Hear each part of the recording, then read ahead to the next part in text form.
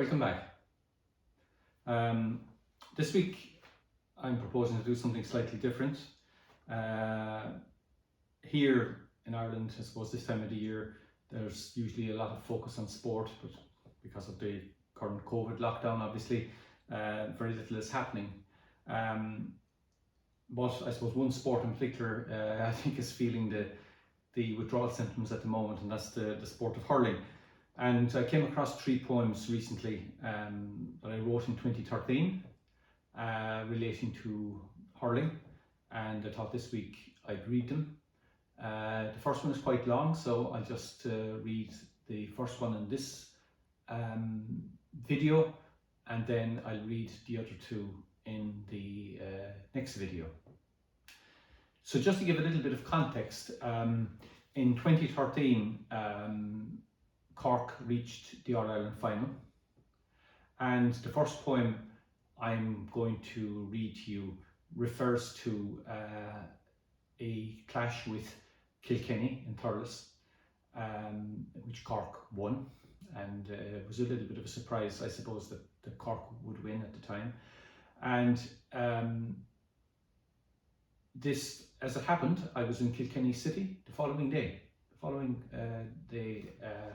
and I was having my cup of coffee in the morning, and I was reflecting on the match the night before, but I was trying to reflect on it from the perspective of a sort of an average Kilkenny fan, if such a thing exists. And of course, with apologies to Kilkenny fans, I may have got this completely wrong. This is a Cork person's interpretation of what a Kilkenny person might be thinking.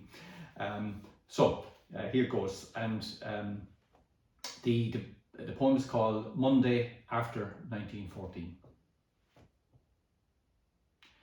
Monday after 1914. I like that cafe, just a hop away from the castle.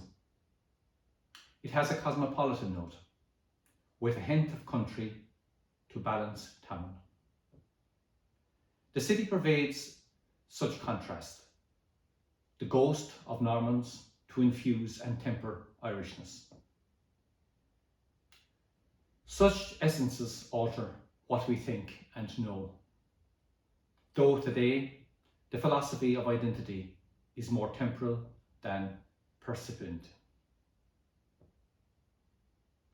Though the memory of yesterday is less raw here than it was last night in the pubs down the drag towards the river.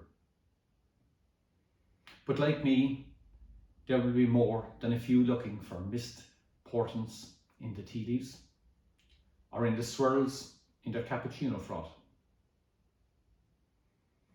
Replaying 1914 and all the tiny incidents that tilted the battle away, when before it always seemed to stick in such tight corners. Losing battles releases a hungry worm to swim in the juices of the gut that no length of soft words or rationality will assuage.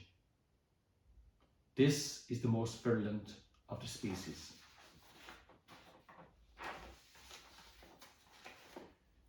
It has been a season in the trenches. The cavalry were rarely out. The first a two-handed affair, but it sent us neither to hell nor to Connacht. It was a health warning. Eat more fibre. Take your vitamins. A few early nights might help too. Then we had the tribal fest up here in our field. We showed the neighbours that we are still the kings of Ormond. We almost suffocated the next day. It was like being flattened by waves. Our mouths and throats filled with water, no sense of up or down. But by God we found down. We anchored our toes in the sand, spat out water, inhaled to the pit of our lungs and bellowed victory. Everyone knew who we were before the night wrapped around our exultation at defeating the tempest and exercising our demons. It was done in a certain way. The dawn would offer hope, not fog. We'd feel the aches for days, but it would feel therapeutic. All looked right in the world. Even our wounded warriors were coming back into shape for the long campaign. We dared to dream of returning to Jerusalem with Moses on our shoulders. In those days, when we seemed to have endured the worst, we subliminally looked past our old foes. Hadn't we danced on their graves a few years ago? And they are not gifted with the legions they once had. No, the ones wearing the old uniform don't carry the menace of the ones we dispatched. Fear. Never again will they cause us fear. We will speak well of Caesar. Such is the requirement of our station. But we knew him by his battle scars and trophies. These parvenus have neither. There was no hair standing on our necks, as was the case in our old cauldron a few weeks before.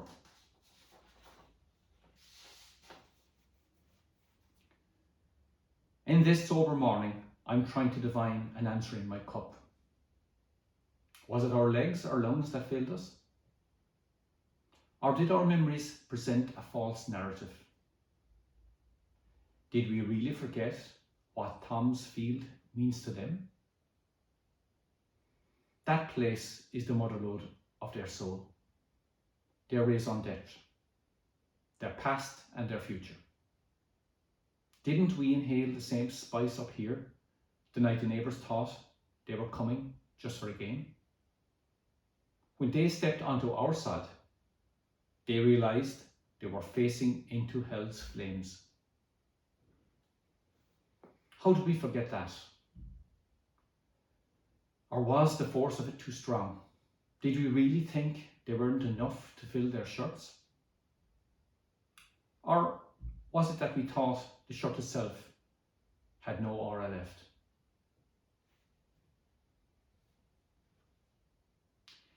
It was like a near-death experience when all the distilled essentials surged to the front of the brain.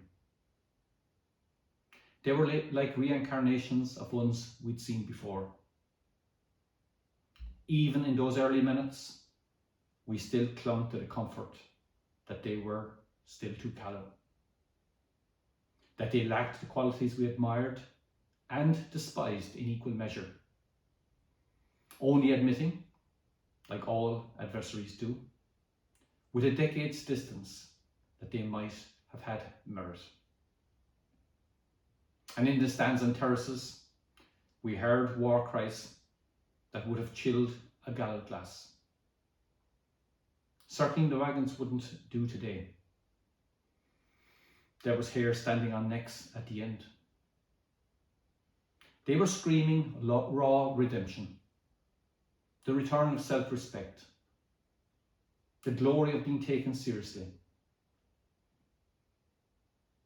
The year was over for us, and it may even be over for them. We won't forget yesterday for a while though. Thank you very much. And that was the first of 3 poems, and it was, the next two will continue the story because it wasn't quite over yet for the Cork crew, but it didn't end as they would have liked either. So thank you, and see you again soon. Bye bye.